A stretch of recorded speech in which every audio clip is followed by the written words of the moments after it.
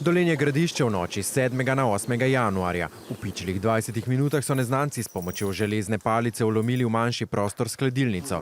Iz njega pa vzeli ničesar drugega kot le meso. Pobrali so vsega skupaj 12 banj mesa, druge stvari jih niso trenutno zanimali. V nekaj minutah je šlo v nič tako celo leto truda, razlaga sin okradenega lastnika. Družina, ki je za svoje salame pobrala že več nagrad, je bila s tem oškodovana za približno 5000 evrov.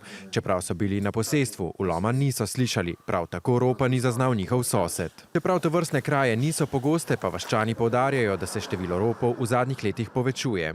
Koga pa ne skrbi, recimo delaš celo zimo, vložiš precej visoko denarja, nekaj prašičev, zaradiš 5-6 prašičev, jih predelaš, potem pa čez noč ti vse zgine.